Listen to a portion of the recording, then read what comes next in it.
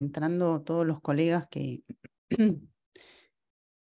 que quieren participar de la actividad de hoy. Les voy a pedir que mantengan por ahora cerrados sus micrófonos, así nos podemos escuchar y por supuesto si quieren comentar algo lo pueden hacer en el chat. Después a lo largo de la actividad van a poder ir abriendo los micrófonos. Sí, esta actividad queda grabada. Queda grabada en la página de la Cambic Data. Ahora voy a comentar un poquito de eso, pero va a quedar grabada, ¿sí? Damos un minutito más para que vayan ingresando.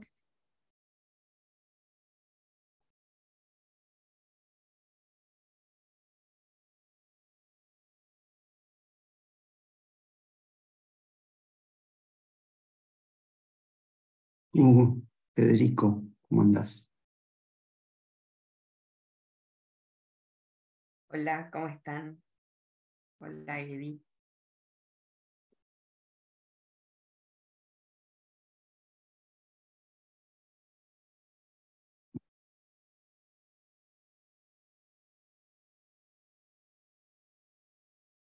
Hola, Federico.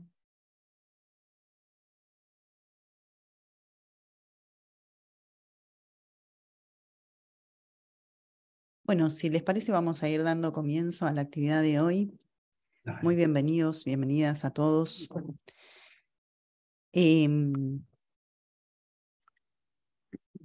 Para los que no me conocen, yo soy Lara Lisenberg, creadora de la Cambic Data. Muchos de ustedes ya me conocen porque han participado de otras actividades acá. Les quiero contar un poco de qué va este espacio y de qué va la propuesta de hoy. La Cambic Data es un espacio, es una comunidad virtual, enteramente virtual, ¿sí? de analistas, para una transmisión generosa del psicoanálisis.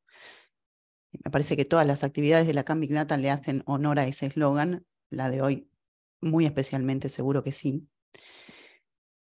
La idea de este espacio es que los analistas propongan actividades que quieran compartir con otros, ¿sí? Que propongan conversatorios, charlas, presentaciones de libros, homenajes, entrevistas, talleres.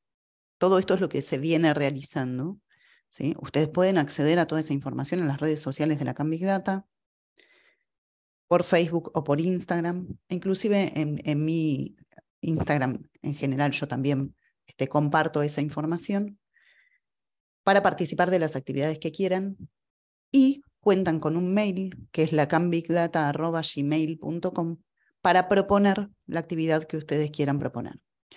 Esa actividad, lo que nosotros hacemos es gestionar la actividad, es decir, como por suerte la Cambic Data es una comunidad cada vez mayor, más grande de analistas, armamos una muy buena difusión de la actividad, grabamos la actividad, la subimos a nuestras redes, enviamos la grabación a todas las personas que quieren participar de la actividad, porque algunas no pueden estar acá en el vivo o algunas la quieren volver a ver.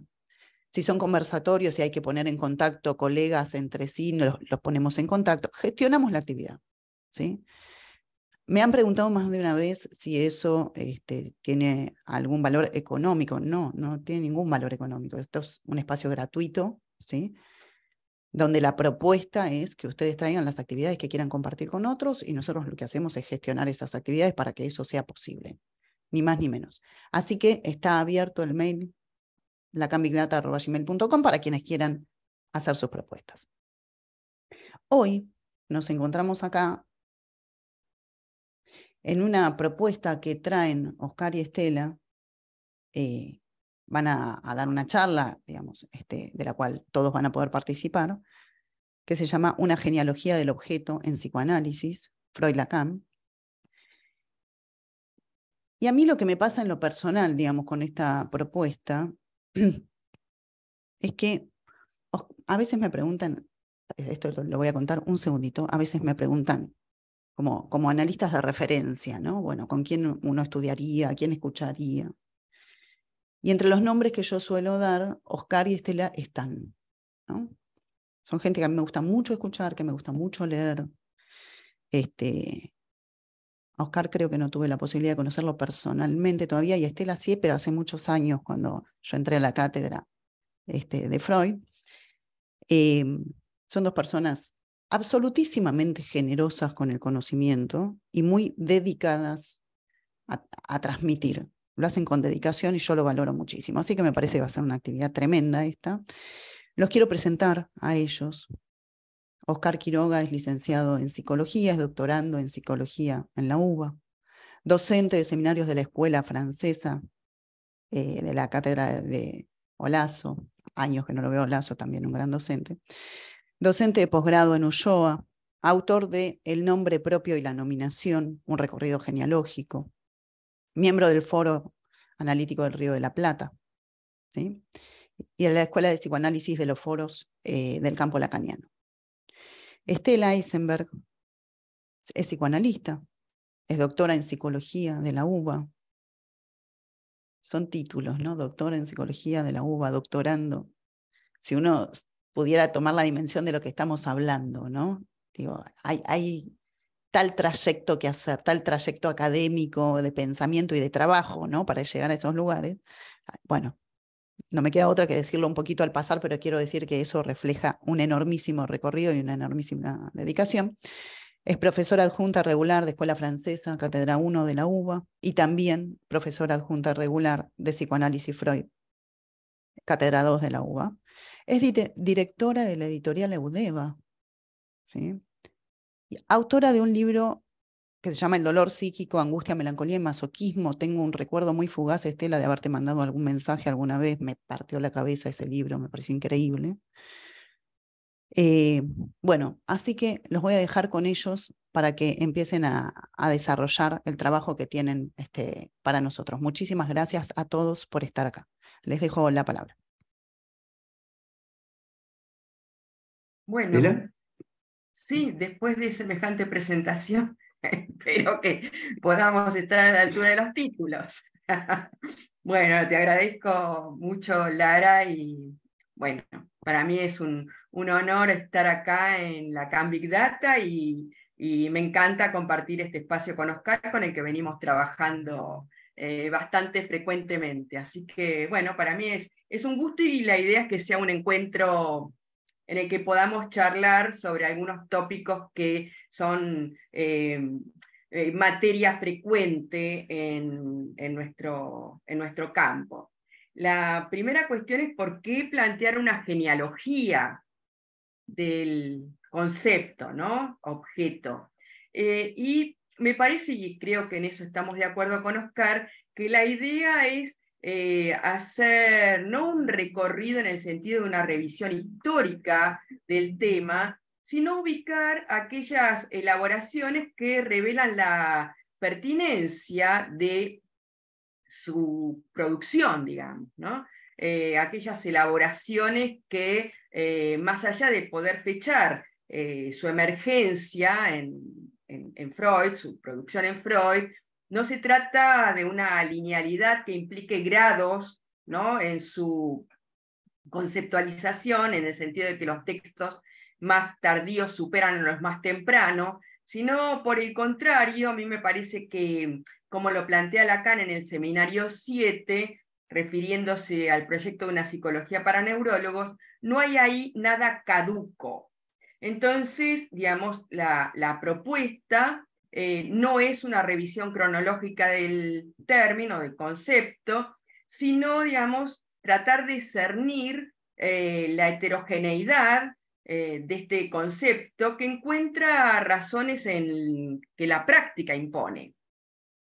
Entonces, es atendiendo a esa práctica que Freud rompe con el sentido tradicional de la filosofía y de la psicología, en el sentido de pensar el objeto como un objeto de conocimiento o el objeto como correlato de un sujeto que percibe y conoce, rompe con la oposición clásica entre sujeto y objeto, incluso rompe con la idea de un sujeto que se dirige a un objeto con una finalidad determinada, cualquiera sea, conocerlo o extraer algún bien de ese objeto, una complementariedad, ¿no? La idea de un sujeto que se dirige y busca a su objeto ha llevado a ciertas perspectivas clínicas que en algún sentido discuten con la propuesta freudiana. Por ejemplo, y seguramente ustedes van a estar al tanto, la escuela de las relaciones de objeto de Balint. Con lo cual, tener cierto trabajo sobre las cuestiones del objeto no solo implican un trabajo sobre la clínica, sino que también orienta la clínica que vamos a sostener. Entonces, por el contrario, les decía, esta idea del objeto en el sentido más tradicional del término, filosófico psicológicamente, la subversión, como poníamos en el epígrafe de la invitación a este conversatorio, la subversión que el psicoanálisis produjo es que el objeto no está por delante del sujeto como algo que debe alcanzar un encuentro adecuado, ¿no? Bajo una acción específica, una cancelación del estímulo en el sentido del aparato reflejo, ¿no? Estímulo-descarga o causa-efecto.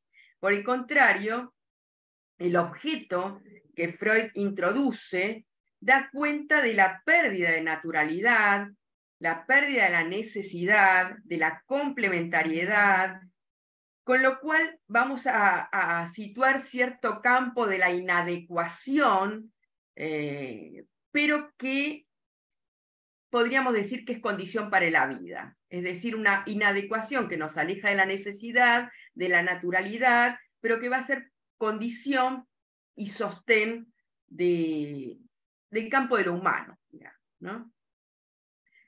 Nosotros podemos delinear tres grandes ejes en función de los problemas específicos que la práctica y la teoría intentan resolver. ¿Por qué digo de la práctica y la teoría? Porque, por ejemplo, el tema del objeto se encuentra íntimamente ligado al de la transferencia y, por supuesto, al tema de los afectos. Entonces, efectivamente, la cuestión del objeto está en íntima solidaridad con el desarrollo de una cura. Entonces, lo primero que nosotros podemos ubicar, que si bien es una primera conceptualización freudiana, pero no es primera en el sentido de que después es progresivamente abandonada, sino todo lo contrario. La primera formulación que nosotros podemos ubicar en Freud es lo que permite diferenciar la satisfacción de la necesidad de esa nueva formulación que va Freud a proponer en relación al objeto, que es la realización de deseo. La mención al proyecto que yo comencé haciendo, ¿no? En donde Lacan dice que nada hay de caduco, es interesante porque justamente cuando Freud intenta dar cuenta del funcionamiento de lo psíquico, de lo que anima al aparato psíquico, va a proponer una ficción como soporte para ubicar el objeto de deseo. ¿Sí? Una de las primeras formulaciones, les decía, del objeto en Freud, que no está por delante como objetivo, sino, para decirlo de alguna manera, y que lo va a reformular así Lacan, está por detrás como causa, ¿sí? En tanto, aquello que se pierde por efecto del lenguaje. Yo les decía que esa ficción que propone Freud tiene como modelo la nutrición, y paradójicamente ese modelo no va a ubicar la dimensión de la necesidad, que rápidamente uno podría ahí abrocharla, ¿no? La nutrición o la necesidad. Sin embargo, lo que Freud va a presentar es que esa experiencia, esa satisfacción, así la llama, va a dar cuenta de una experiencia mítica en donde lo que va a fundar en un movimiento de retroacción es que apuntar a repetir esa experiencia de satisfacción la va a fundar en algún sentido como perdida. ¿Por qué? Porque lo que va a instalar es que hay una necesidad de repetir una satisfacción que tiene cierto valor, como me gusta situar a mí, de paraíso perdido, ¿no? Si nosotros pensamos en la dimensión del paraíso al que quisiéramos volver, en realidad, cuando Adán y Eva estaban en el paraíso, ¿no? No sabían que estaban ahí. ¿Cuándo saben que están ahí? Que estaban ahí. Bueno, cuando los echaron de ahí, cuando lo perdieron. Y esa escena paradisíaca a la que se intenta volver, es decir, un paraíso del cual nunca hubo experiencia de haber estado ahí. Entonces, es una forma, si ustedes quieren, imaginaria de poder pensar esa necesidad de repetir una satisfacción primera, ¿sí? Ahora, es muy interesante que lo que Freud ubica ahí, que en esa atracción a investir esa primera experiencia, que en realidad no tiene existencia más que como una añoranza, ¿no? Lo que sin embargo, se produce es que hay una atracción a investir algo que en realidad no es más que un señuelo que hace las veces de aquel objeto perdido, pero que justamente en el punto en donde es un señuelo, una huella, no queda más que una diferencia, ¿no?, entre aquello que se busca y lo que se obtiene. Lo que se obtiene en esa recuperación, en esa repetición, no es más que un consuelo, vamos a decir. Entonces, esa pérdida no es un hecho de historia o producto de una génesis madurativa, ¿no?, un producto de un acontecimiento, sino que da cuenta de la estructura misma del humano. No se trata de un desarreglo natural ni de un desarreglo de algo inadecuado porque así lo establece lo social, por decirlo de alguna manera. Y es muy interesante que ya en el proyecto Freud ubica que esa experiencia de satisfacción, ese arranque desdichado, porque en realidad la satisfacción no se produce, sino que no queda más que una realización alucinatoria, si ustedes quieren, cuyo modelo es el sueño, pero es muy interesante que ya Freud en esa primer acercamiento a la cuestión del objeto, en tanto objeto de deseo, lo que va a ubicar en esa experiencia es cierta, él lo llama una función secundaria, ¿no?, que es la función de la comunicación. Es decir, que ya enmarca en esa experiencia la dimensión del lenguaje, cierta comunicación que no podemos enmarcar en las ciencias de la comunicación, porque justamente lo que va a situar es que entre el emisor y el receptor no hay un encuentro complementario y adecuado. Es más, Freud va a ubicar ahí la dimensión del grito y va a decir que del grito al lenguaje hay un solo paso. O sea que cuando Lacan apunta al retorno a Freud, no ubica en Freud algo que no hubiera, sino que ya desde el proyecto y en esa experiencia de satisfacción mítica, primaria, Freud va a ubicar la dimensión del lenguaje, ¿no?, en ese punto en donde del grito al lenguaje hay un solo paso, paso que va a estar dado por esa dimensión de ese otro prehistórico, dado que no hay autoengendramiento, no podemos sustentarnos solos, no hay tal autoconservación, la dimensión del otro está presente de entrada, y va a ser esa presencia del otro la que va a permitir ese pasaje del grito a cierta dimensión del lenguaje, en tanto va a funcionar como llamado, que está en Freud y que va a ser un antecedente de lo que para Lacan va a ser la dimensión de la demanda. Pero no solo eso, sino que Freud va a ubicar que los motivos morales se ubican en ese encuentro con el otro. O sea que fíjense el lugar fundamental que le da Freud a ese encuentro mítico. ¿Por qué mítico? Porque Freud va a hablar de un otro prehistórico, en donde la dimensión del grito va a permitir estar enmarcada en el campo del lenguaje y va a tener cierta función de la palabra, y va a también a ubicar esa dimensión de lo moral, ¿no?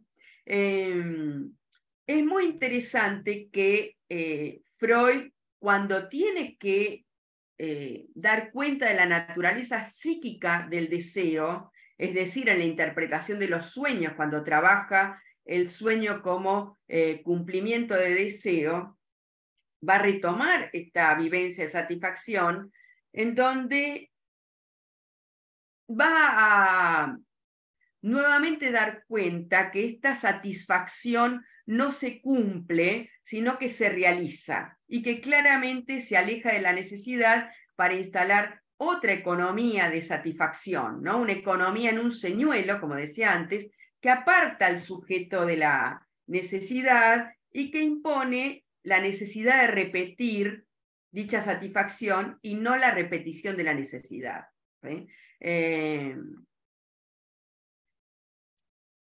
Entonces, es interesante tener en cuenta que cuando Freud ubica la naturaleza del deseo, la naturaleza psíquica del deseo, lo que ubica es eso, ¿no? No hay naturaleza ni orgánica ni biológica, sino psíquica del deseo, a tal punto de que Freud va a definir el deseo en la interpretación de los sueños, una formulación que a mí me resulta muy interesante, que él va a ubicar que el deseo es una moción que inviste una huella, huella que no es más que un señuelo, ¿no? Donde el deseo se realiza. ¿Qué quiere decir que se realiza? Que se expresa, no puede más que expresarse. ¿Y cómo se expresa? Desplazadamente, sustitutivamente, produciendo una nueva homeostasis para el aparato, una homeostasis que no es una homeostasis del organismo, que no implica la complementariedad, que no implica el estímulo y la descarga, sino que se sostiene en esa tensión, en esa diferencia entre lo buscado y lo obtenido. Es interesante que Freud diga que justamente no se cancela, sino que se mantiene imposible de alcanzar en el horizonte, pero sin que se pueda cancelar la marcha ni alcanzar la meta, lo cual define las características del deseo como inmortal, indestructible e infantil, ¿no? Es una de las características que Freud va a definir del deseo, en donde claramente no ubica cierta dimensión evolutiva. Entonces, efectivamente, sin que pueda cancelar la marcha ni alcanzar la meta. ¿Sí? Eso es algo que en algún sentido define la realización de deseo, ¿no? En esa moción que arranca del displacer y se orienta al placer. ¿Cómo entender la dimensión del placer ahí? Bueno, efectivamente fuera del hedonismo, ¿no? No se trata de la búsqueda de placer, sino lo que Freud va a ubicar como el principio regulador del aparato en primera instancia, hasta que pueda formular el más allá, el principio del placer que implica no el placer, sino el sostén de lo que él va a llamar el proceso primario, la condensación y el desplazamiento, mecanismos que permiten para Freud que el deseo se realice y se figure como cumplido. Esos mecanismos dan cuenta justamente de la movilidad que implica la realización del deseo, que requiere del señuelo, de la huella para expresarse. Como dice Freud, tiene hambre de signos, y los signos se expresan por su diferencia. Esta cuestión de lo individual y móvil, de esa dimensión de la movilidad del deseo bajo los mecanismos de condensación y desplazamiento, del proceso primario, que dan cuenta del funcionamiento mismo del inconsciente, del inconsciente en tanto reprimido, implica cierta, digamos, articulación con lo que Freud va a ubicar muchos años después con las formulaciones de la metapsicología y de lo inconsciente. Lo voy a dejar para otro momento. Sí me interesa situar que hay una contrapartida de la experiencia de satisfacción y que es justamente la experiencia de dolor, ¿no? Que va a implicar, en lugar de la atracción a investir ese señuelo que hace las veces del objeto que no hay, lo que va a ubicar Freud con esta contrapartida de la experiencia de dolor es justamente la repulsa a investir la huella de un objeto que adquiere el predicado, el atributo de hostil, ¿sí? Es decir, cierta dimensión de objeto que aparece como segregado en el campo de las huellas y que va a dar cuenta de no de la atracción, sino de la repulsa. No me voy a detener en el objeto de la experiencia de dolor, pero sí me parece importante situarlo y me parece importante también tener en cuenta que ya en el proyecto Freud va a ubicar, como decía antes, que estas experiencias no son las experiencias de un individuo aislado, sino que se trata de, como decía, de una ficción en donde la dimensión del otro cuenta. ¿Cómo cuenta ahí para Freud esa dimensión del otro? Bueno, algo que seguramente habrán escuchado más de una vez, que es la dimensión del complejo del semejante.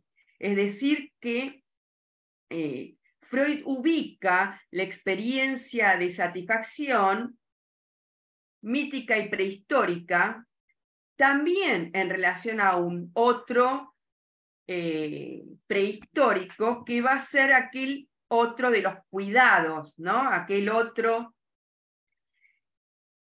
digamos, que va a estar a cargo de la acción específica y no podrás más que fallar, dado que también está ordenado por el lenguaje, con lo cual va a ser aquel que tendrá a su cargo interpretar ese grito que teniendo que dando cuenta de la necesidad, se produce como perdida, digamos, ¿no? En el punto en donde el otro está atravesado por el lenguaje y no puede más que responder interpretando ese llamado. Pero lo que tiene de interesante es que Freud también va a situar de esa dimensión del otro, que llama el complejo del semejante, una escisión, si ustedes quieren, en donde Freud va a ubicar algo del otro que adquiere cierto valor de cualidad, algo del otro que yo puedo reconducir a mi cuerpo propio, ¿no? Que va a ser en algún sentido el sostén de la identificación, lo que del otro puedo reconducir a mi cuerpo propio,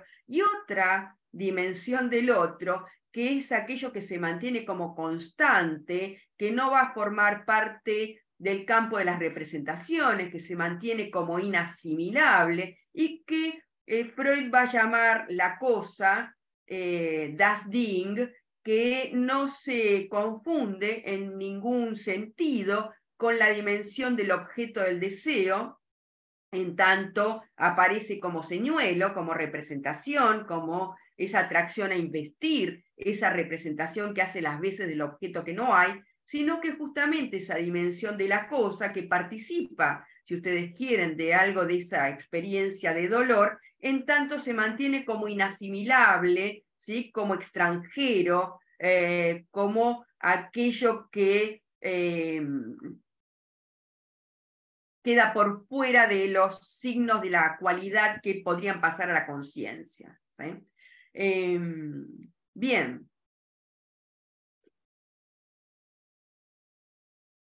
Ubico ahora, digamos, otra dimensión del objeto.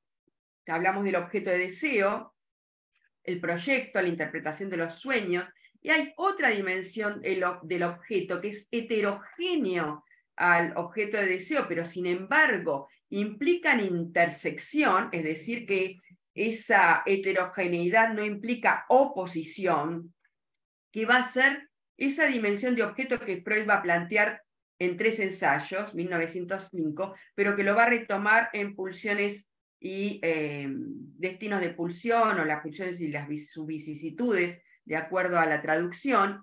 Y entonces es esa dimensión de objeto que introduce la dimensión del objeto parcial, como decía, que mantiene sus diferencias con el objeto del deseo, pero que nosotros debemos pensarlo en términos de intersección y no de oposición.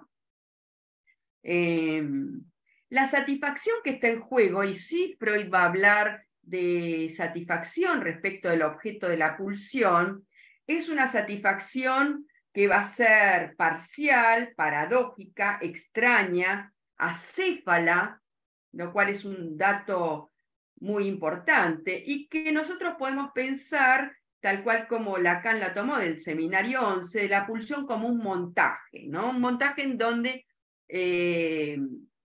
hay 4 términos que son los que sostienen la dimensión de lo pulsional. A mí me gusta situar, ¿no?, que son 4 componentes de la pulsión. Freud habla de 4 términos de la pulsión, ¿sí? Como cierto punto en donde si uno en el desmontaje cambia un término por otro, bueno, quizás ya no podamos estar hablando de pulsión.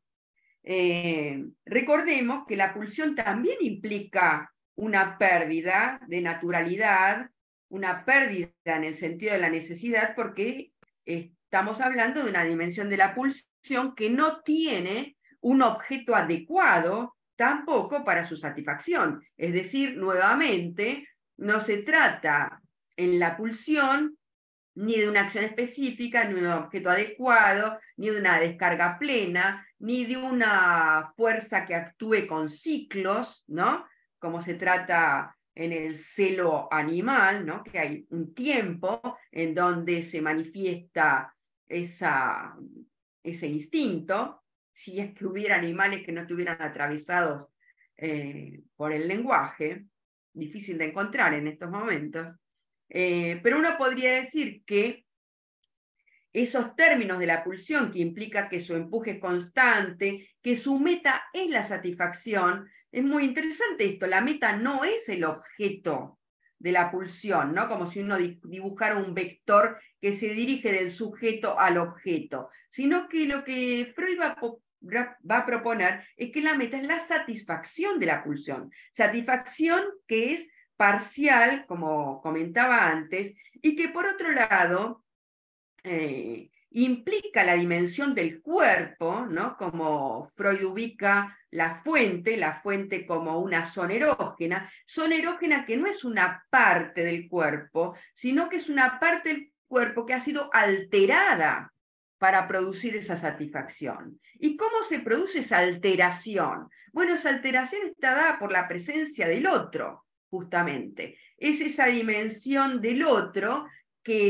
cuya presencia implica que la zona del cuerpo se altere para producir una satisfacción que también se aleja de la necesidad. Nuevamente el modelo que podemos ubicar es el oral, con el chupeteo, ¿no? Como el besarse sus propios labios, en donde la satisfacción no se produce en el objeto va a ser el instrumento, ¿sí? Un lugar en donde se recupera algo de una satisfacción que no hay, que no se cancela, y que no puede más que implicar una satisfacción parcial en un objeto que es muy interesante que Freud diga que es un objeto que se coordina por su aptitud para producir una satisfacción. Es decir, objetos que tienen como modelo esos objetos que se separan del cuerpo propio, que Freud va a ubicar que son lo más variable de la pulsión, pero a diferencia del objeto de deseo, que tiene ese carácter de desplazarse, ¿no? Casi de manera infinita, si ustedes quieren, una ficción infinita, Por el contrario, Freud introduce ahí, acá en la dimensión del objeto de la pulsión, la posibilidad de la fijación a ese objeto, es decir, que hay cierto desplazamiento que se detiene en el objeto de la pulsión, en tanto lo pensemos como instrumento que sutura ese hueco del objeto de la pulsión que no hay. Es decir, que cuando Freud define al objeto de la pulsión, lo define en el sentido de un vacío que se sutura con estos objetos parciales que implican esos objetos que se pierden del cuerpo propio y que se apunta a suturar en tanto se ubican como instrumentos alrededor del cual la pulsión hace su tour, ¿no? Hace su camino autoerótico de la satisfacción. Y para terminar, y tomando también esto del autoerótico, esa última producción, y cuando digo última no lo digo en el sentido cronológico del término, sino una última formulación para pensar el objeto, es justamente, digamos, esa dimensión en donde lo parcial se vela, se oculta con ese objeto que Freud propuso en Introducción del Narcisismo, en que abre la serie que va desde esta dimensión autoerótica de la pulsión, pero que abre otra serie que no es la de los objetos parciales de la pulsión, sino esos objetos en donde la libido inviste, ¿sí? Un objeto que implica cierta síntesis pulsional, cierta unificación, en donde Freud va a ubicar dos objetos, el yo como un objeto unificado en el campo del narcisismo, el narcisismo va a implicar objetos unificados, y los objetos de amor que se constituyen a imagen y semejanza del yo y de los objetos primarios de amor. Esos objetos primarios de amor son unificados, pero en algún sentido esa unificación es una ficción ideal, va a decir Freud, ¿no? Son una ficción en tanto esa dimensión del autoerotismo persiste, ¿sí? Es decir, que el narcisismo, que es esta ficción ideal de un objeto unificado, que va a ser la dimensión del objeto de amor, vela, oculta eso que persiste de un cuerpo que no se reduce al cuerpo del narcisismo, que es un otro cuerpo, es decir, que tiene algo de no especular, ¿sí? Que no se reduce al campo del narcisismo y que el objeto del narcisismo vela, ¿sí? Ese sostén que no participa del campo de lo visible. Y es muy interesante que justamente Freud pueda escribir, presentar el texto de Duelo y Melancolía una vez que ha escrito Introducción del Narcisismo. ¿Por qué? Porque justamente el duelo va a implicar la dimensión del objeto de amor, ¿sí? Pero es muy interesante que en Introducción del Narcisismo, cuando Freud investiga las cuestiones de las elecciones del objeto de amor, interesante que utilice el término elección, que no lo utiliza ni para el deseo ni para la pulsión, lo utiliza para los objetos de amor, y va a decir que una de las formas de la elección de objeto es que se ama el objeto que uno fue para el otro, ¿sí? Lo cual es muy interesante porque una de las definiciones del duelo es que lo que uno pierde es aquello que uno fue para el otro, ¿sí? Entonces, efectivamente, la dimensión de lo que uno fue para el otro ubica que no hay tal contraposición entre el sujeto y el objeto, sino que habla en Freud mismo de que el sujeto vale como un objeto para el campo del otro. ¿Sí? Cuestión que nosotros podemos ubicar en relación al fantasma, al duelo, y a esa posición de objeto que uno ubica en Freud cuando sitúa, y ya en Inhibición, Síntoma de Angustia, que, y en varios otros textos que se ordenan en relación a la segunda tópica, si ustedes quieren, a esa dimensión de objeto en la que se ingresa al campo del otro. Cuestiones que entiendo que son legibles, sobre todo a partir de la lectura que Lacan va a realizar del objeto. Bueno, yo me detendría acá para después hacer alguna interlocución. Si les parece, no sé si te parece, Oscar, tomar vos la palabra y después dejar para preguntas, o Sí, abrimos. dale, dale. ¿Sí? Me parece bien. Bueno. Les cuento un poco el recorrido que pensé, algunas cuestiones. Bueno, en primer lugar, mi agradecimiento a Lara, no solo por sus palabras, sino también a Lara y en este caso también a Juan, por hacer posible este encuentro, por ofrecer este lugar, con total y absoluta libertad, como suele suceder cada vez que tuve el gusto de estar acá, ¿sí? Muchas de las cuestiones que yo recién la escuchaba a Estela, incluso tomé nota de algunas cosas que ella plantea, y por supuesto sin saberlo, porque yo tenía por supuesto una idea de qué era lo que Estela más o menos iba a trabajar, pero después el camino, ella lo fue armando, yo no tenía idea, pero muchos de los puntos que ella tocó se van a entramar en lo que yo quería, lo que preparé para recorrer con ustedes, más de un punto. Pero esencialmente lo que quiero plantear es un recorrido, es un recorte sobre un recorrido que parte de una premisa a partir de la cual voy a proponer una hipótesis. Pero la hipótesis la voy a proponer después, aunque en realidad la hipótesis está al principio del razonamiento. El trazado del recorrido que yo pensé es ubicar cómo es que Lacan, cómo es que Lacan realiza el pasaje del objeto del deseo a la causa del deseo.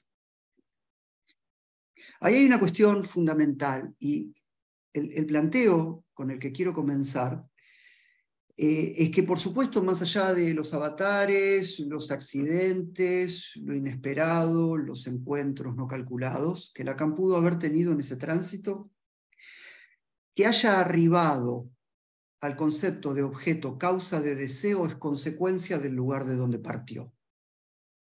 Ahora, por supuesto, y hay algo del orden de una lógica que se conecta con parte del razonamiento que desplegaba Estela recién, ese vínculo solo puede establecerse a precup desde el punto de llegada. O sea, no que Lacan tenía el concepto de causa de deseo cuando empezó su enseñanza pública, sino que su enseñanza pública empezó en un lugar que necesariamente lo lleva al concepto de causa de deseo. Porque lo que encontramos es que hay en Lacan, tempranamente, una interrogación acerca de la causalidad. Lacan se pregunta sobre la causalidad. Se interroga sobre qué de la causalidad pudo haberse modificado por el planteo de Freud, que es, en términos de Foucault, estrictamente el formador de discursividad.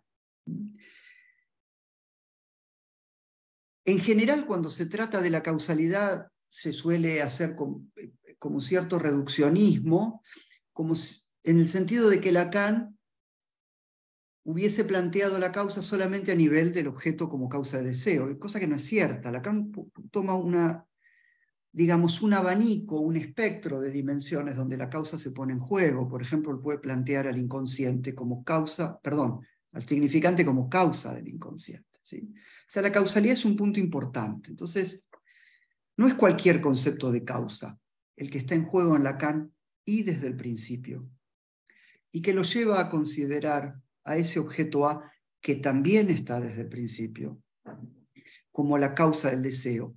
Pero para ello requiere la transmutación o digamos, la permutación en cuanto al estatuto del objeto A, de lo imaginario a lo real. Ese pasaje del objeto del deseo a la causa del deseo conlleva ese vínculo entre lo imaginario y lo real que a Lacan le va a llevar más de 20 años interrogar en profundidad. Entonces, en el camino yo voy a proponer una hipótesis, pero quiero entramar la hipótesis con el recorrido, ¿sí? El punto de partida de lo que yo quiero, digamos, que utilicé para armar este recorrido es el seminario 4. Precisamente porque allí Lacan se interroga sobre el estatuto del objeto, discutiendo con algunas consideraciones o algunas elaboraciones de la escuela inglesa, discutiendo también con el psicoanálisis emigrado a Estados Unidos, porque la subversión, esto es parte de la presentación que habíamos armado con Estela y que pusimos como texto, el psicoanálisis produce sobre el sujeto una subversión que lo separa al sujeto de la conciencia, ¿no?, de la claridad de la autoconciencia hegeliana. Esta operación tiene un correlato en el estatuto del objeto. Ese es el salto que Lacan produce entre subversión del sujeto y el seminario 13. A un sujeto subvertido le corresponde un concepto determinado del objeto. Porque una de las cuestiones que decía Estela, el psicoanálisis rompe con el carácter cognoscente del vínculo entre el sujeto y el objeto, entre lo cognoscente y lo cognoscible. El psicoanálisis produce una ruptura ahí. Y eso le permite a Lacan, casi como punto de partida, afirmar: el objeto en psicoanálisis debe caracterizarse como la falta de objeto. O sea que la falta de objeto es el objeto en psicoanálisis. El hecho, incluso, de que Lacan pueda llevar este problema a una ternaridad, mejor, más que terceridad, ¿no?, esa ternaridad de las tres formas de la falta, rompe con la ilusión de un objeto total. Distintos estatutos del objeto quedan concernidos en las distintas formas que su falta conlleva e impacta en el sujeto. Lo que ya implica un punto en el cual, frente a la falta de objeto, hay una tramitación, si me permiten el término, imaginaria, simbólica y real de esa falta, que no casualmente se vincula muy sutilmente y de un modo cada vez más potente con la inhibición, el síntoma y la angustia. Incluso, y el mismo Lacan lo desliza, lo da a entender, el psicoanálisis en un punto es la consecuencia de que la armonía entre el sujeto y el objeto está rota.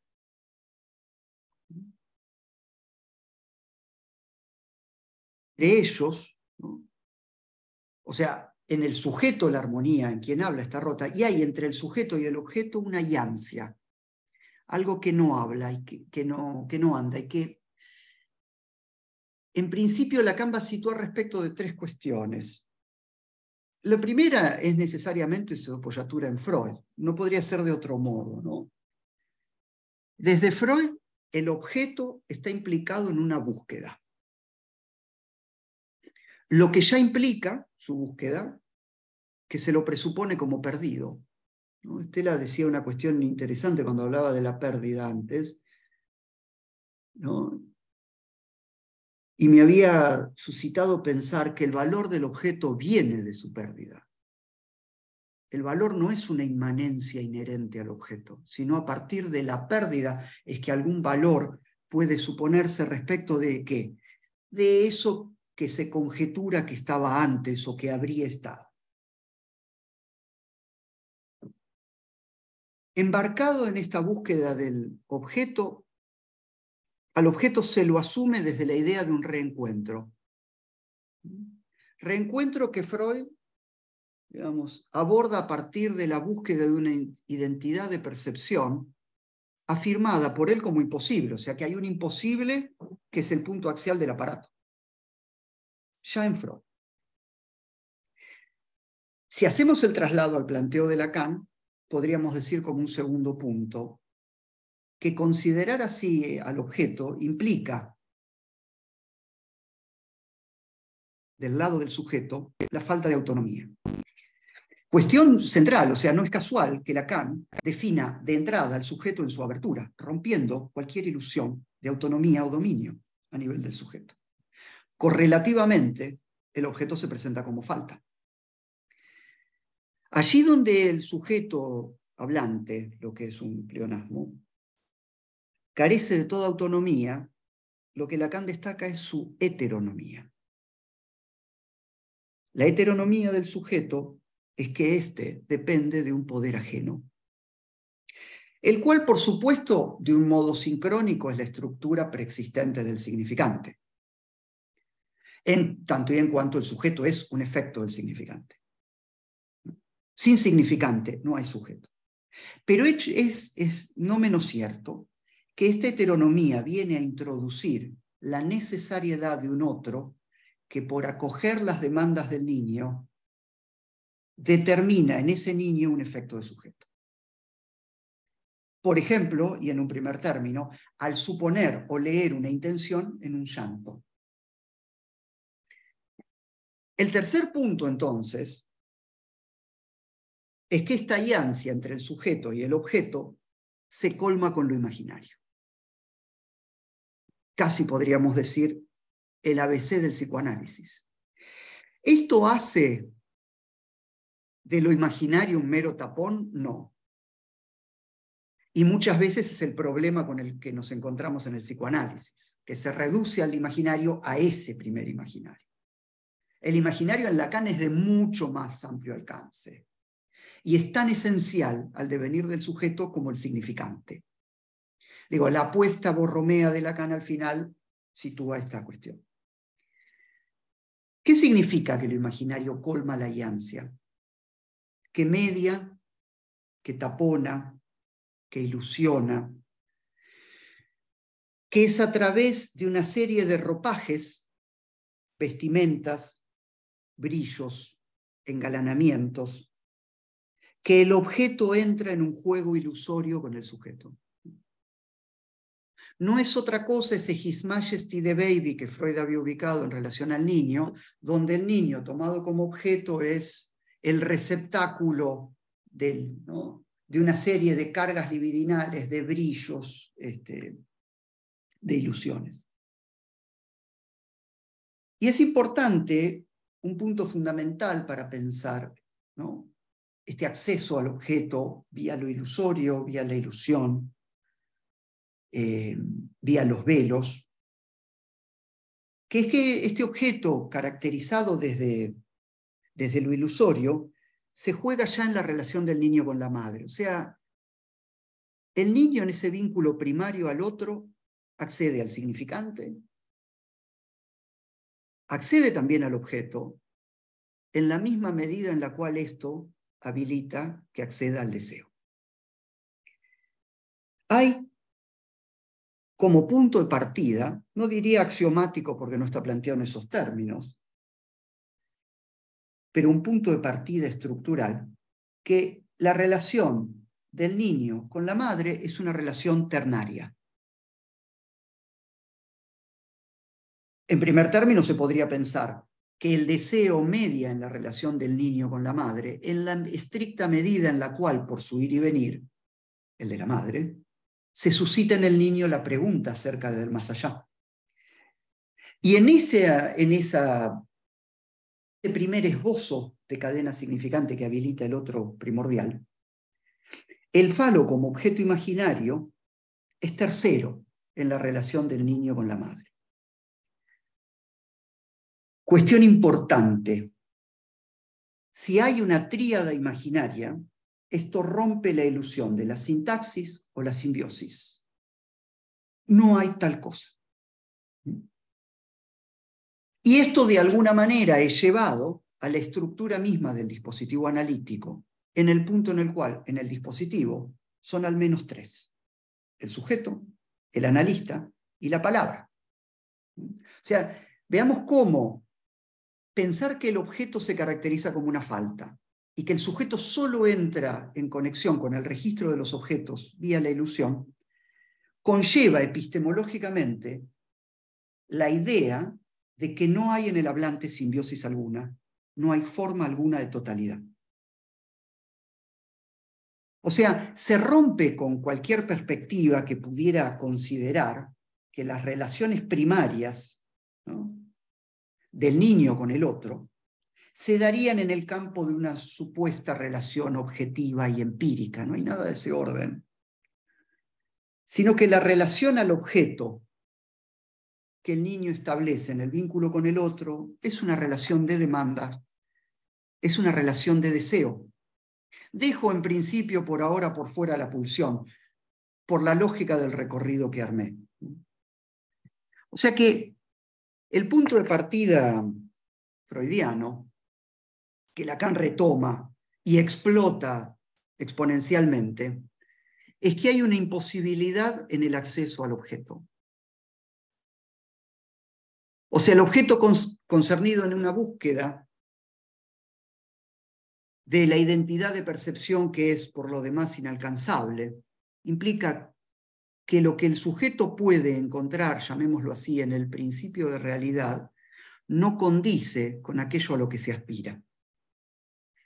O sea que ese es el agujero que de alguna manera en el planteo de Stella aparece en más de un lugar, ¿no? Nos lleva a una pregunta clínica que pondría en estos términos: a ese agujero, ¿qué responde? Y el planteo de Lacan, embarcado en una discusión con el contexto de su época, esencialmente apoyada en ese primer tiempo de su enseñanza pública, en el retorno a Freud, a mí me parece que la enseñanza de Lacan no puede reducirse al retorno a Freud, pero que lo que vino después no puede pensarse sin esa primera apoyatura. Lo que responde a ese agujero es el falicismo. Así lo llama Lacan. O sea, la elaboración del campo fálico en sus distintas vertientes es la respuesta que Lacan puede elaborar respecto de aquello con lo que el sujeto responde, o que con lo que la estructura responde más bien, a esa falta o esa ansia que caracteriza el vínculo del sujeto con el objeto. Punto 1 fundamental, determinante, que si no se considera, el extravío es definitivo. Dice Lacan en el Seminario 4, el falo no se debe confundir con el pene. Punto fundamental. Cuando el falo se confunde con el pene, todo el edificio conceptual y clínico se cae a pedazos, porque entonces sería un objeto de la realidad. Podríamos encontrarlo, estaría ahí, con mayor o menor medida. ¿Qué es el falo? Falo es algo que el sujeto encuentra en lo imaginario. O sea, en el imaginario que se arma en el vínculo del niño con su madre. Con lo cual se plantea la necesariedad, dice Lacan, de aislar la categoría de lo imaginario. Me llamó la atención el término, categoría. Categoría es un concepto de la filosofía, pero cito solo dos que me vienen ahora al recuerdo. Obviamente el planteo aristotélico, obviamente el planteo kantiano. Digo, dos filósofos presentes en la elaboración de Lacan de diferente modo y en más de una oportunidad a lo largo de tantos años. Pero recordaba que en RCI Lacan también utiliza el concepto de categoría para hablar de los tres registros, ¿no? Donde la categoría ahí es abordada en términos de un modo de decir. La categoría conlleva decir no en el sentido de verbalizar, sino lo que se dice en el sentido de lo escribible. Tomar entonces acá, especificar, aislar, dice. Así más power. Ezequiel, si podrías apagar el micrófono, te agradecería. Gracias. Aislar la categoría de lo imaginario es plantear que lo imaginario conlleva la posibilidad de un modo de representación allí donde no hay representación.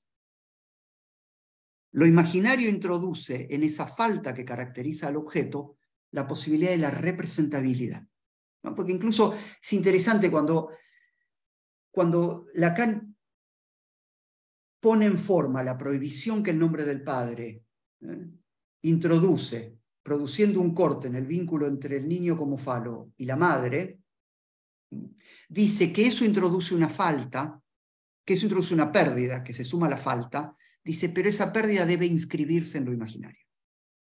Cuestión fundamental. Digo, su no inscripción en lo imaginario acarrea consecuencias clínicas, y no poco complicadas, ¿no?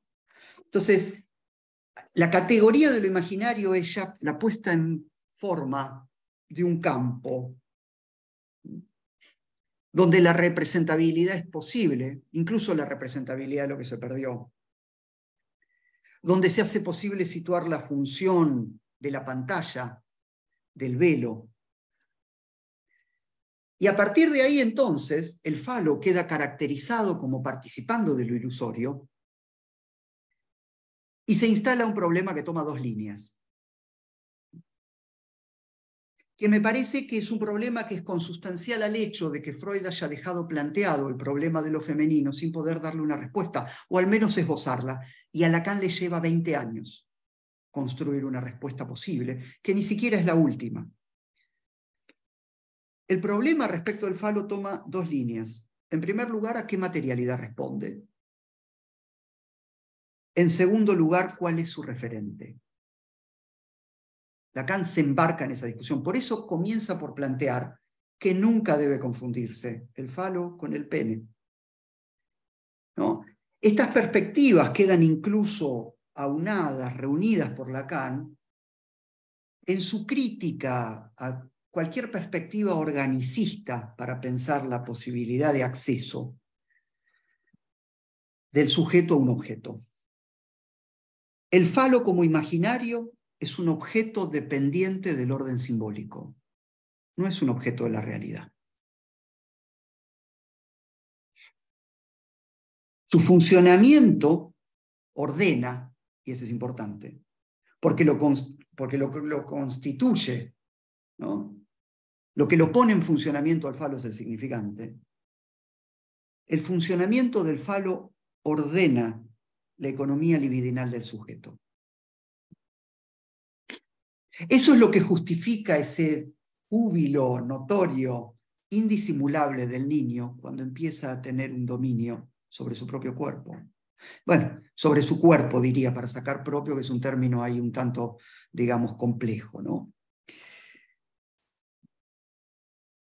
Hay Lacan es explícito al plantear que el resorte de la castración es el significante, y él coloca ahí el ejemplo del río y la central hidroeléctrica en el seminario 4, ¿no? En el cual a partir de una central sobre un río se puede producir energía, pero el error sería creer que la energía ya está en el río. La energía la produce el aparato. La economía la introduce el significante, dice Lacan. El cuerpo es libidinizado por acción del significante. La libido no es algo que dependa de la naturaleza. O sea que la economía política, diríamos después, es la consecuencia de que el significante no solo desnaturaliza el cuerpo, sino que además ordena el campo económico en el sujeto, en el cual, sin entrar en distinciones, pero señalando que no son lo mismo, colocaría la libido, lo pulsional. Arma una economía donde no estaba. O sea, sería como decir que lo económico entra solo en la medida en que se habilita la cuenta. ¿Cuál es el punto de partida para que ese ordenamiento del campo libidinal se ponga en juego? El niño le dirige al otro el llanto, el cual se instituye como demanda en la medida en que el otro cree allí. Y eso justifica que intervenga. Interviene porque cree. Lo significa, le instituye un objeto que pudiera responderla a la demanda, que podría incluso ser la propia presencia del otro. Y eso es lo que no estaba. Ese llanto no era una demanda antes de la significación. el objeto que el otro insufla al significarla no era un objeto connatural al llanto. Con lo cual, entonces, la falta de objeto es el motor de la relación del sujeto al mundo. O sea, es por la iancia que dirá Lacan después, tiene un valor causal, otra vez la causa. Es que el otro es requerido a responder.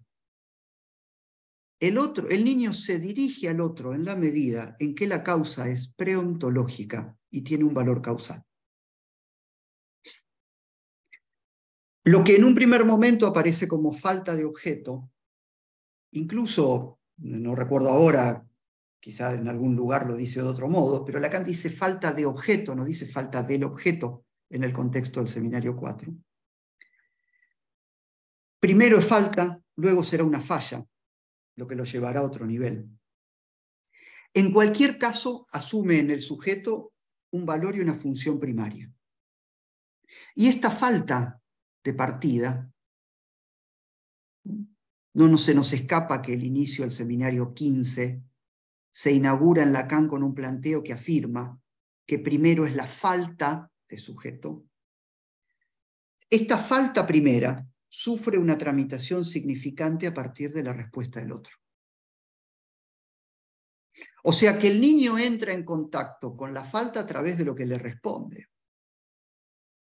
El niño entra en contacto con la falta de objeto a través de lo que lo ilusiona. Y allí, en ese contexto, es que Lacan puede poner sus tres formas de la falta, ¿no?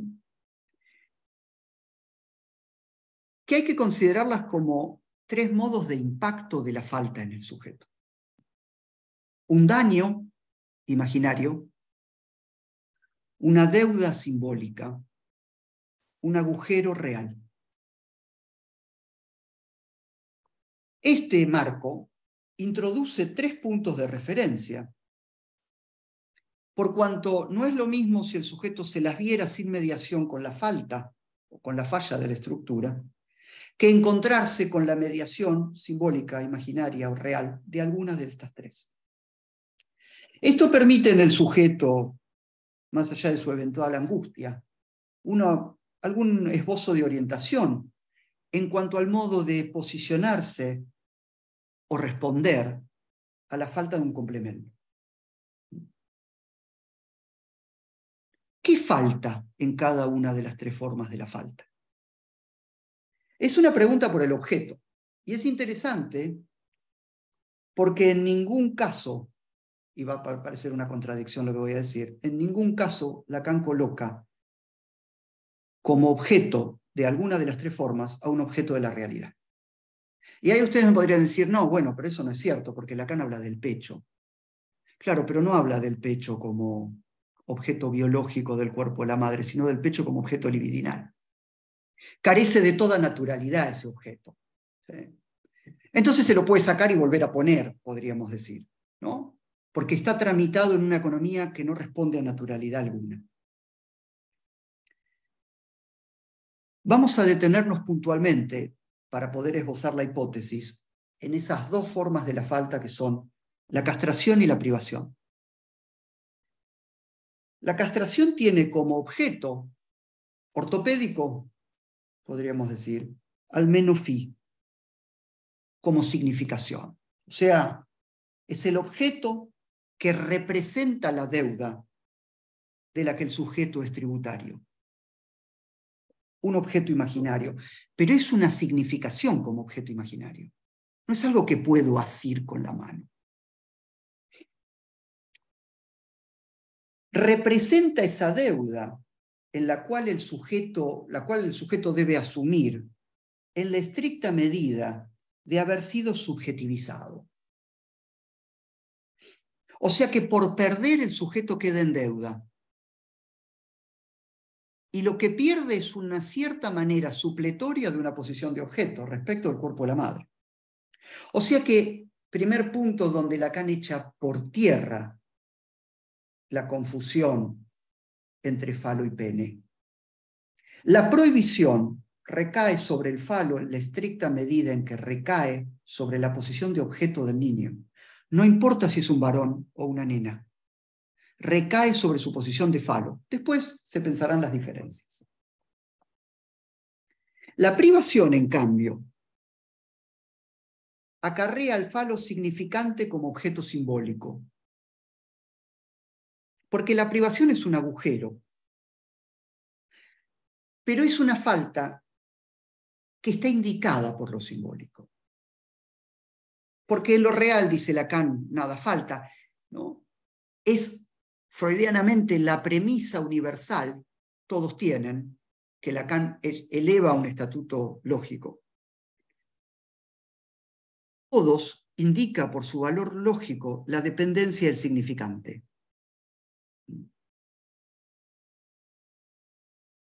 Y aquí es donde empieza a ponerse en forma la hipótesis.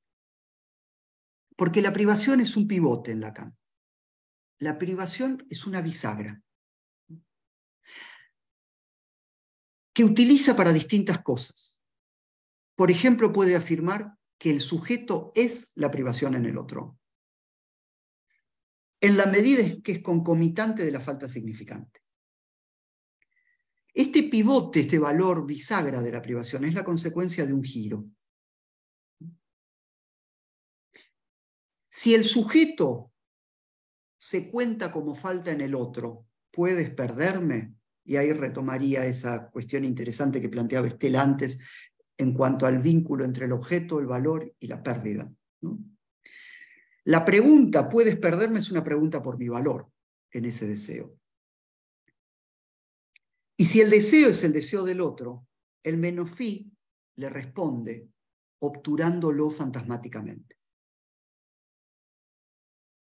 Tomado el deseo como deseo del otro en términos de una falta, o sea, no por lo que le responde, sino por la falta que inscribe, el falo significante la inscribe o la deslinda simbólicamente. El falo significante, entonces, no casualmente señalado por Lacan como el elemento para pensar la castración femenina, o sea, la privación, comienza a señalar el límite de lo que el significante es capaz de escribir. Y desplaza el punto de interrogación en Lacan, desde los elementos del conjunto a la estructura del conjunto. Lacan no es que abandona la interrogación sobre los elementos, va un paso más. Cesa la interrogación, o en todo caso, su interrogación sobre aquello que responde a la falta del otro, da paso a una interrogación por la estructura misma del otro como conjunto, para interrogar a la falta más allá de lo que lo obtura. Edípicamente, si la castración escribe la falta en el sujeto, la privación la escribe en el otro.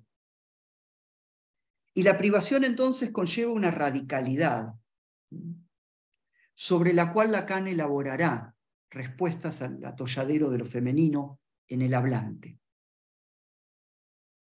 El otro está barrado más allá de cualquier respuesta supletoria. Todas esas respuestas supletorias dependen de la operación del falo en lo imaginario. Porque este deviene una unidad de valor, una común medida, y es la ecuación en la que entran los objetos que sirven a la finalidad de responder al enigma del deseo del otro. Entonces, a partir de ahí, ¿no?, puede empezar a notarse cómo en Lacan hay una especie de interrogación, de juego, de pivote entre el Menofí y el A minúscula. Va para acá, va para allá, los empieza a interrogar, cómo se vinculan, de qué manera, cómo se separan. En primer término, este objeto A, que no deja de ser imaginario hasta después del seminario 9, empieza el esbozo de sacarlo de lo imaginario. En primer momento, este objeto A deviene el objeto del deseo, pero también el objeto en el deseo, en la medida en la cual queda investido de ese valor. Y a Lacan, este vínculo entre el Menofí y el A le habilita la posibilidad de empezar a plantear anudamientos y distinciones entre el deseo y la pulsión. ¿Por qué? Porque allí donde el significante es insuficiente, lo que responde es la pulsión. Y ahí eso empieza a caracterizar el valor del fantasma. Esto en Lacan tiene un camino para repetir un poco la estructura del planteo inicial. Un momento primero donde se trata de tomar al deseo como un efecto significante, desconectado de toda referencia objetal como meta. A consecuencia de lo cual, momento 2, puede destacar lo paradójico de la satisfacción pulsional en el hablante. Hay algo en la satisfacción que escapa a la tramitación fálica, un más allá. Lo que habilita entonces, momento 3, a elaborar ese texto monumental que se llama la significación del falo. ¿Cuál es la significación del falo? Porque esa no es la significación fálica, como bien señala, por ejemplo, Diana Rabinovich. Se trata de un enigma, pero de un enigma que es la consecuencia de una iancia. La hipótesis que les propongo, me encantaría que pudiéramos discutirla, es que la privación es el puente que habilita el pasaje desde el objeto del deseo a la causa del deseo. Porque se trata, como decíamos, del problema de la causalidad, donde el concepto de causa se desprende del estatuto del objeto. Y a la inversa, el objeto se caracteriza de tal modo en función de cómo la causalidad es considerada. ¿Qué hace Lacan entonces con esto? Puede separar radicalmente a la causa del determinismo. Hay una ruptura fundamental que produce Lacan, que habilita consecuencias clínicas. Sin la diferencia entre la causa y el determinismo, a veces no habría mucho para hacer. ¿Qué significa separarlos? Que entre causa y efecto hay una iancia. Que hay un efecto esperado que no se efectúa. El deseo mismo es un efecto no efectuado. ¿De dónde sale la causa del deseo? De la dimensión del resto. De aquello que cae, que precipita de la entrada del sujeto al campo del otro. Habíamos dicho, si algo escapa a la tramitación fálica, es evidente que no todo es significante allí. Es la entrada en juego del cuerpo allende lo plano del espejo. La puesta en forma de una economía, primero libidinal, posteriormente una economía política. Lo que le permite a Lacan pensar una causa del deseo a partir de un resto. La causa, y lo decía Estela antes, no es aquello a lo que el deseo se dirige. La causa es lo que está detrás, lo que trae un problema, decir detrás. Porque tiene las resonancias euclidianas. Ahora, ¿cómo entenderíamos ese detrás? La causa está velada por el fantasma. Está tras los bastidores de la escena. Y su aparición, cuando el velo de la escena se desgarra, es correlativa al surgimiento de la angustia. Dos perspectivas claras distingue Lacan para caracterizar la causa. O puedo ir por el lado del subjetivismo, que supone un objeto delante del deseo al que se dirige, una causa teleológica. O puedo situar la causalidad en la línea del objeto A real, causa de deseo, que se sitúa detrás, lo cual es una muy interesante elaboración de lo perdido en Freud, en el sentido de que pervive como inaccesible para el sujeto. O sea, el subjetivismo y esta manera de pensar la causalidad conllevan dos modos distintos, diríamos, de abordar el saber, la verdad, la transferencia. Y plasma, me parece, un pasaje que lleva a Lacan en algunos puntos más allá del planteo de Freud. Este objeto A, para ir concluyendo, es no solo la causa que divide al sujeto, sino también el objeto de la pulsión, y no es una cuestión menor. Para el subjetivismo, la meta y la causa coinciden. Y Estel antes decía, la meta de la pulsión no es un objeto, es la satisfacción. Ahí hay en juego una iancia. En la causalidad, como la entiende Lacan, meta y causa no coinciden.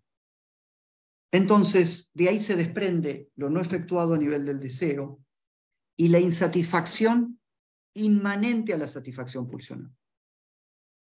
Una paradoja afecta al sujeto en ese punto. El sujeto está en espera de un contento, pero nunca se alcanza el esperado. Incluso este pasaje especifica el inconsciente para Lacan. De la realización psicoanalítica por la palabra de función y campo, al inconsciente como no realizado, que se realiza, pero no todo. O sea que entonces la causa del deseo lo implica al inconsciente en el punto donde empalma con un real. Y esto lleva el problema al cuerpo, porque en principio lleva al cuerpo una dimensión topológica, reacio a lo intuitivo. Por lo demás, hace del inconsciente algo que no puede subsumirse en las especies de lo psíquico. El inconsciente no es psíquico, en el sentido que lo entiende la psicología. Esto no realizado que incluye en el inconsciente implica lo inaprehensible, lo cual determinará para Lacan la necesariedad de repensar la estructura de la interpretación. Finalmente, decíamos, a la subversión del sujeto le corresponde un efecto en el objeto. Hay una estructura del sujeto, dice Lacan, y hay una estructura topológica del objeto.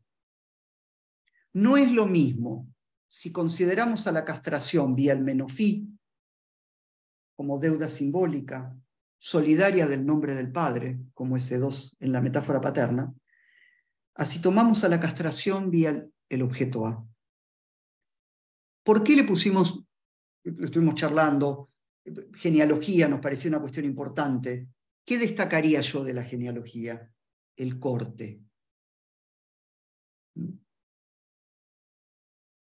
Tomar la castración a través o a partir del objeto A conlleva pensar a la castración como un corte. Por supuesto, un corte que afecta al cuerpo en la medida en que éste queda elevado por el significante, pero es un corte que pone en forma un problema sincrónico. Hay un goce que no está a disposición del sujeto, y eso es una falla real. A eso responde la función del objeto A. Primero resto, después causa. Y solo como resto deviene causa en la medida en que se engalane para tomar lugar como tal, ¿no? Entre los seminarios 11 y 13, Lacan puede hacer un planteo que distancia, ¿no?, el campo del espejo y el campo del cuadro, porque implican distintos objetos, aunque ambos son campos enmarcados. El campo del cuadro es para Lacan el del fantasma. El espejo es lo óptico, lo especular, lo ilusorio, en cuyo límite aparece la angustia. El campo del fantasma, en la medida en que es solidario del cuadro, implica una escritura, deslinda un borde, y ese solo se produce en la medida en que un objeto queda extraído.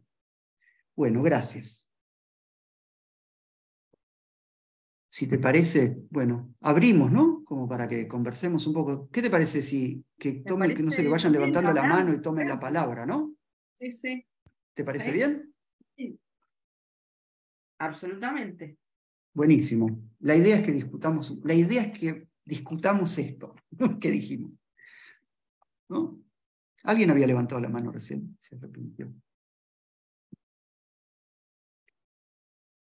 Bueno, mientras ellos...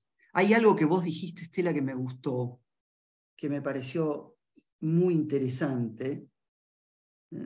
No fue una cuestión en particular en la cual te metiste en detalle, pero lo señalaste como un punto. Yo lo anoté en estos términos, a ver si estarías de acuerdo en pensarlo así. Hay una importancia de la transferencia en la consideración psicoanalítica del objeto. Bueno, eso está en Freud muy tempranamente, ¿no? En Sin donde dudas. el analista ocupa el lugar del objeto, y de acuerdo a cuál es la formulación del objeto que Freud está pensando, la transferencia cambia, ¿sí? De ser un objeto fantasmático a ser un objeto de amor, digamos, ¿no? Entonces, es muy interesante que la concepción que nosotros tengamos del objeto efectivamente da cuenta de la transferencia. Y como vos señalabas bien, y que es algo que Lacan recorta, es esa dimensión que va a estar presente en lo que respecta al afecto, ¿sí? El afecto en Freud no es sin objeto, y es toda una discusión que ha tenido con otros psicoanalistas respecto de la cuestión del afecto y el objeto, digamos, ¿no? Afecto privilegiado, que es la angustia. Y bueno, tomo algo que me parece también muy interesante, de la diferencia que Freud mismo también establece respecto del falo y los otros objetos, en donde va a decir que el falo no es un objeto más, ¿no? Cuando él habla de esos objetos que se separan del cuerpo, que tiene cierta lógica del desarrollo libidinal que él toma de Abraham, ¿sí? El objeto oral, el objeto anal, y voy a decir la mirada y la voz, porque en estado práctico uno puede ubicar en Freud esos objetos, y el falo él no lo ubica en la serie de esos objetos, sino justamente el que organiza, el que sintetiza, ¿sí? Esa modalidad de satisfacción parcial, sintetiza sin unificar, ¿no? Y que claramente pone en cuestión que haya un alcance de la libido en el plano genital. Con lo cual es muy interesante que haya una organización que la dimensión fálica indica, sin que quede subsumido a ser un objeto, ¿sí? Como los otros. Y decía lo del estado práctico porque, digamos, para poner algunos ejemplos, cuando Freud trabaja las perturbaciones psicógenas de la visión, distingue la visión, ¿no? Que puede estar al servicio de ese amo, que es el yo, supuesto amo, ficción ideal, ¿no? O puede estar cooptado por la libido, ¿sí? Con lo cual aparece escotomizada la visión, porque la mirada, ¿sí? Esa curiosidad sexual infantil en relación a la mirada, coopta el órgano, ¿no? Con lo cual es muy interesante que Freud diferencia ahí la visión de la mirada, o en el sueño del teatro, para el que le interese investigar, cuando él dice que el motor del sueño fue esa pizca de placer de ver, pizca de placer de ver. Y para tomar la cuestión de la voz, simplemente para dejarlo soslayado, no soslayado, sino todo lo contrario, para dejarlo resaltado, el sueño de Padre no ves que estoy ardiendo, ¿no? El sueño de Padre no ves, él lo que sí tuvo es esa dimensión de la voz que despierta al padre, ¿no? Que si fuera una frase entramada en la escena, seguiría soñando. Digamos. Que es interesante, porque ahí la interrupción del sueño viene a indicar que algo que no es del discurso se metió ahí, porque si no hubiera seguido durmiendo. ¿No? Si no, seguiría soñando. Entonces, esa frase que perfectamente podría tener este valor de discursivo, de discurso común, porque está extraído del discurso común de una frase, ¿no? Que el padre escuchó de ese niño, digamos, sin embargo, en el interior del sueño remite a otra dimensión que escapa al valor de la cadena, digamos, ¿no? A la apariencia de la cadena, habría que decir. Sí, bueno, buenísimo. Pensaba que la cuestión del falo como queda como ya en Freud diferenciado, digamos, ¿no? Ajá, tal cual. Lara tiene una pregunta. Sí. Bueno, varias cosas. Primero, le quería hacer un comentario a Estela, el recorrido, Estela, que vos haces por Freud, a mí me trajo como una sensación de alivio, casi como, porque me parece tan valioso, digamos, ¿no? Ese recorrido que vos haces y los aportes de Freud, me parecen tan olvidados, ¿sí? En muchos espacios, que poder hablar de una genealogía del objeto y traer, en este caso, digamos, la puntuación que vos hiciste, para mí es de mucho valor, ¿no? Yo creo que para mí hay un gran problema en el olvido de la teoría freudiana permanente y cierta denostación inclusive de la teoría freudiana, ¿no? Y entonces en las presentaciones de ustedes me parece que se dejó ver muy bien, especialmente en ese lugar donde Oscar comienza, ¿no? En el seminario 4, se deja ver muy bien, ¿no? Ese Lacan que levanta el guante, digamos, del trabajo freudiano, que es un trabajo bestial, ¿no? ¿Quién pudiera haber pensado un ápice de lo que ese señor pensó? Así que bueno, te agradezco mucho ese recorrido freudiano. Y a Oscar le quería preguntar algo. Oscar, en un momento vos dijiste, no es lo mismo la castración pensada en relación al Menofí que la castración pensada a partir del objeto A, ¿sí? Y yo te quería preguntar, no sé si es posible, pero si vos podés decir algo del alcance clínico de esa diferencia, ¿no? Porque una cuestión que por lo menos a mí me problematiza es, está toda la cuestión de la teoría, toda la cuestión conceptual, pero a mí me parece que lo que tiene de súper interesante esa diferencia y todo lo que ustedes vienen planteando es cuál es el alcance clínico, ¿no? ¿De qué nos sirve a nosotros, que supongo yo, casi todos o todos trabajamos con pacientes, de qué nos sirve esa diferencia, ¿no? Que vos establecés? Sin ánimo de, porque esto viene siendo una discusión entre algunos colegas, sin ánimo de pensar en una técnica estandarizada para la aplicación del objeto A como causa del deseo en el análisis, digamos, pero sí me parece que tiene mucho alcance clínico esa diferencia, ¿no? Si podías decir algo en relación a eso. Sí, diría, lo podríamos abordar porque Lacan llega a esa diferenciación a partir de qué problema clínico. Digo, es una manera de pensarlo.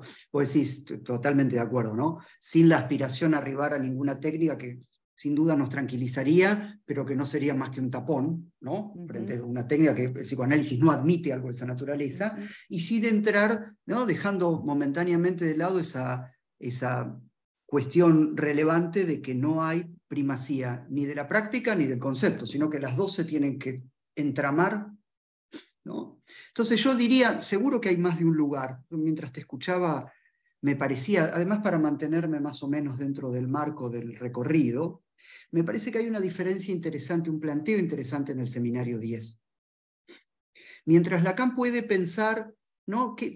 La castración, ¿no? Puede pensar la castración a partir de la metáfora paterna, pero es que, bueno, el nudo significante, ¿no? La operación significante que hace un nudo donde un sujeto puede hacer pie, o sea, advenir tal, construir una escena fantasmática, construirle un mundo, una realidad, con lo que saca de ahí irá a dirigirse al otro.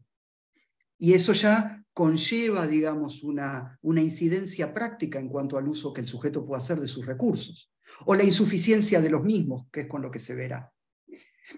Esa perspectiva es solidario de una idea del síntoma, porque el sujeto consulta por un síntoma. Esa idea del síntoma es que el síntoma es una estructura formal significante, una sustitución, ¿no? Donde el discurso del sujeto se organiza, si se quiere, respecto a ese síntoma alrededor de uno o algunos significantes, y lo que el analista tiene que escuchar es cuál es el significante sustituido, o sea, el que no se dice, porque ahí hay un punto en la historia donde opera la represión.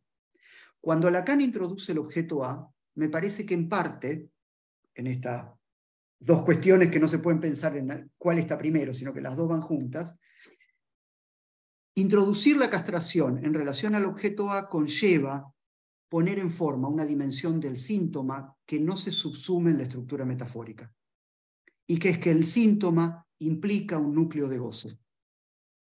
O sea, si la estructura metafórica dice de lo hablador del síntoma, de su carácter locuaz. El goce del síntoma dice de su mudez. Y es precisamente eso, y Lacan es muy claro en el seminario 10, dice, el sujeto no va a traer esto, es el analista el que lo va a buscar. ¿Lo va a buscar para qué? ¿No? Perdón, no te escuché. Digo, te referís a se basta a sí mismo, no los necesita a ustedes. Claro, se basta, sí, exacto, porque hacia ahí va. ¿Por qué lo tiene que ir a buscar? Porque eso no entra en transferencia. ¿Y por qué no entra? ¿Qué significa que no entra en transferencia? Que el sujeto no habla de eso. No es que no lo padezca. No habla, está puesto al costado. Entonces es interesante porque la escucha analítica no se centra en el medio de la escena, sino que trata de situar qué es lo que está en los márgenes de la escena. Porque eso surge en los márgenes de la escena. Y es convocado por el analista ¿a qué? A que por entrar en transferencia pueda formar parte de la palabra. Pero formar parte de la palabra en el sentido de ser abordado por la palabra, porque lo que está ahí es algo que es del cuerpo y que es reacio a la palabra. Me parece que en principio eso sería una diferencia a pensar, ¿no? Como cuestión de las consecuencias clínicas que a Lacan lo llevan a pensar esto. Total. Muchas gracias. No, a vos. Acá había una pregunta, me parece que alguien escribió recién, varias, pero...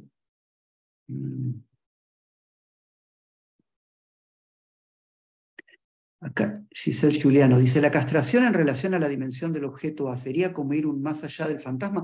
No, es ir a ubicar la clínica analítica en relación al fantasma o al núcleo real del síntoma. Es el punto en el cual Lacan, y hay un correlato en Freud, ¿no? Estela, me parece es muy claro en relación a esto, respecto de que hay en los modos de presentación subjetivas en la práctica analítica cuestiones que no entran en la palabra y que producen efecto. No es ir más allá del fantasma, esto se emplaza en el fantasma mismo, más allá del síntoma como metáfora. Eso sí. Decías lo de Freud. Freud muy tempranamente sitúa, va como bordeando esa dimensión cuando habla del síntoma como práctica sexual de los neuróticos, cuando habla de la solicitación somática, cuando habla del beneficio primario, que es la satisfacción pulsional que se juega en el síntoma, ¿no? Esa diferencia que establece Lacan entre lo que es la envoltura formal, la vestimenta del síntoma, que es lo sustituible, ¿no? Lo desplazable, a ese punto en donde Freud va a decir, bueno, el síntoma tiene una dimensión de fijación que hace que por ahí esa modalidad de satisfacción en el síntoma se mantenga, pero cambie su envoltura, ¿sí? O sea que efectivamente hay una dimensión que es la que puede articularse al campo de la cadena asociativa, y hay otro punto, ¿no? Que es lo que va a hacer sostén del síntoma, pero que permanece del lado de la mudez de las pulsiones. Ahora, a mí me gusta decir que la mudez de las pulsiones no implica que no hay nada dicho. No, pero es del orden de un hecho. No equivocable, que es un texto que permanece no equivocable, ¿no? Y que aparece como sí, un texto, ¿no? Como si tuviera, como dice Freud, aparte del resto del contenido, ¿no? Porque si no, uno tiene que pensar que es algo que se le atragantó en la garganta, y la mudez no se trata de esa dimensión, ¿no? Sino ese punto en donde no entra en la dialéctica de estar entramado en la cadena, sino que persiste, ¿no? Como mudo en ese sentido. Sé que siempre me llamó mucho la atención y me pareció muy relevante la respuesta cuando Freud se interroga sobre aquellos cuadros, no recuerdo ahora cómo los adjetiva, que están dominados por un componente económico. Estoy hablando de textos muy tempranos de Freud, alrededor de 1900. Freud dice algunas cosas antes de 1900 que son de una potencia que después de 1920 cobran otra dimensión, ¿no? Y ahí Freud se preguntaba, ¿no? ¿Cuál es la eficacia clínica del psicoanálisis que hace el analista cuando el sujeto es reintegrado en escena económica de la que no puede hablar? Y dice, el analista realiza la acción específica. Me pareció una cosa, ¿no? Que yo lo pensaba, digo, bueno, ahí donde no puede equivocar, en relación a esto que vos decías, quizá el analista puede intervenir en dirección a otra modalidad, alguna forma del corte, alguna modalidad de acto que podría pensarse, que incluso, según los casos, podría hasta ser ponerle palabra a algo, una palabra, que permita el inicio de una cadena, ¿no? Así es, pero sí está este punto, digamos, en donde es preciso hacer alguna diferencia entre lo que aparece como articulado, ¿sí?, y aquello que se resiste a entrar en la articulación, que es uno de los nombres de las resistencias mayores en Freud, digamos, ¿no? Totalmente. O sea, el super yo, que aparece como un texto difícil de Claro. equivocar, o, digamos, la dimensión fantasmática que sostiene, pero que es una gramática que hay que construir.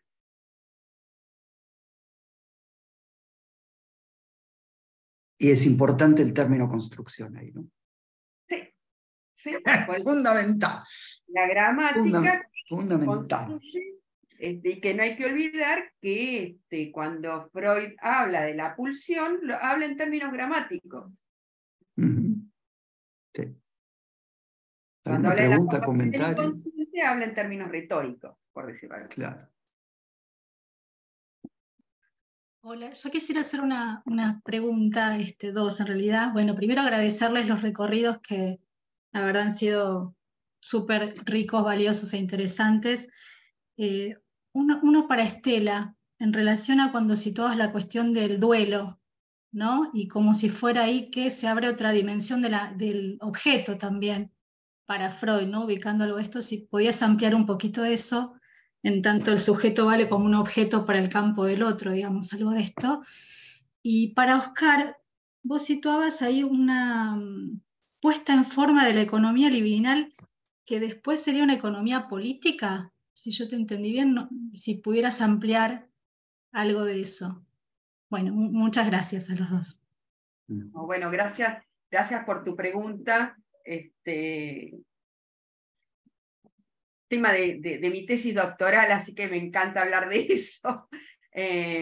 Pero cuando uno piensa en términos del duelo, tal como Freud lo abordó, supone que lo que está en juego es la pérdida del objeto, nada más. Pero la pérdida del objeto implica que lo que se pierde es aquello que uno fue para el otro. Y yo comentaba que, digamos, esta es la línea que toma Lacan, digamos, ¿no? Que lo que el sujeto pierde está de duelo por aquello que fuimos en relación al otro. Pero si uno va a Introducción del Narcisismo, en donde habla de las cuestiones de la lógica de la vida amorosa, por decirlo de alguna manera, uno de los modos que va a plantear Freud de existencia al lazo amoroso es cuando se repite, porque hay que situar que Freud ubica el amor en tanto reencuentro, punto 5 de 3 ensayos para el que le interese, y repetición en Introducción del Narcisismo, de lo que se trata de encontrar las coordenadas de lo que uno fue para el otro, digamos, ¿no? Eso es lo que se repite. Y es muy interesante situar también que una de las cuestiones, como Freud lo enuncia, y de la cual, digamos,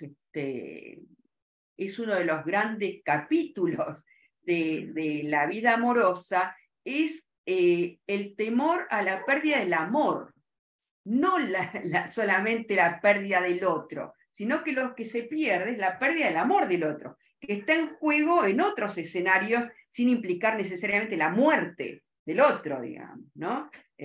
Entonces, ese punto en donde lo que está en juego es el temor a la pérdida del amor, ¿sí?, no solo implica el duelo, sino que implica ese punto en donde la dimensión de objeto para el otro tambalea, vamos a decir, ¿no?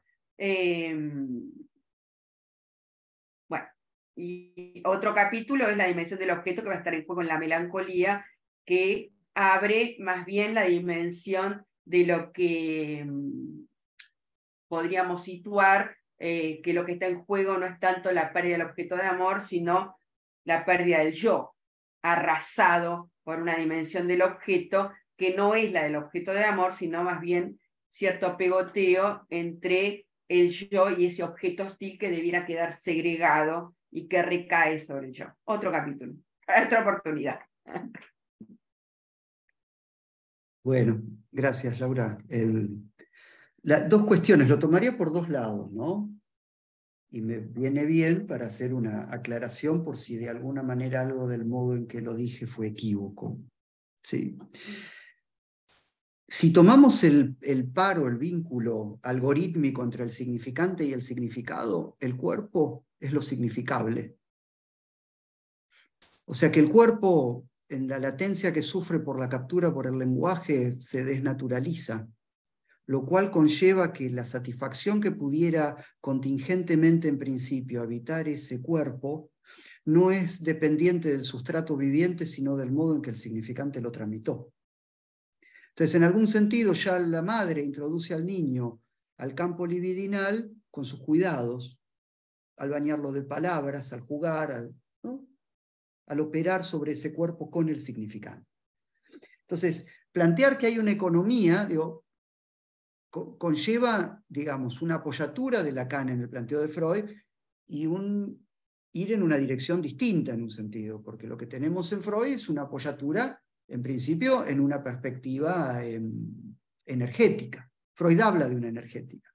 Cuando Lacan introduce el problema de la economía, que es un término que aparece un poco después, ya la idea de la economía conlleva un discurso.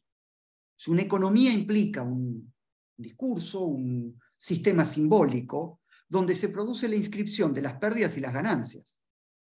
O sea, de esos puntos de plus, el excedente en el sujeto, y los puntos de pérdida. Con lo cual ya esto desnaturaliza el asunto. La satisfacción que el sujeto pudiese obtener en términos de ese plus o excedente tiene como correlato una pérdida, con lo cual no es la naturaleza del asunto.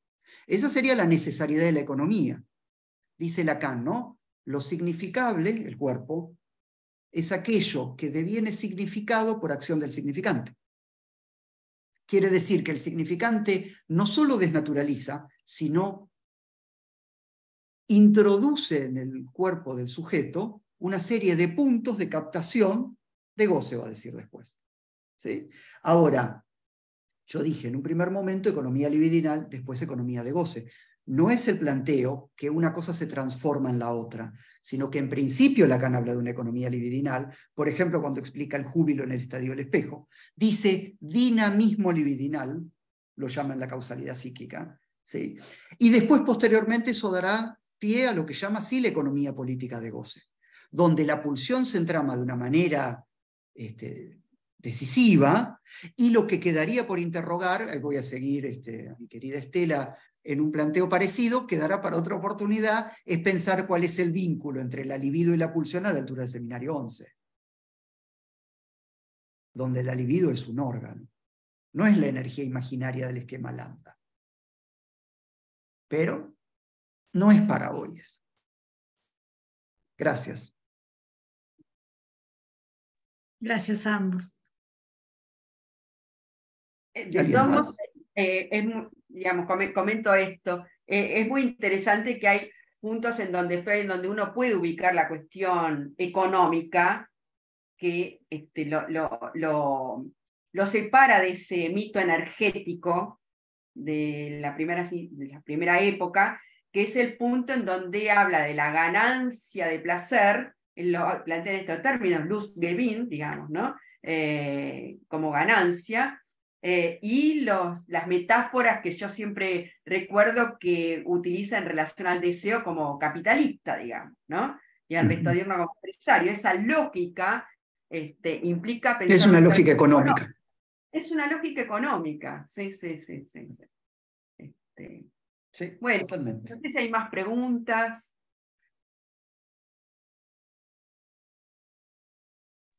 Bueno, gracias. Gracias por acompañarnos hoy. Estuvo bueno, a mí me gustó. Gracias, Espero que a ustedes les haya volveremos. gustado. Volveremos. Sí.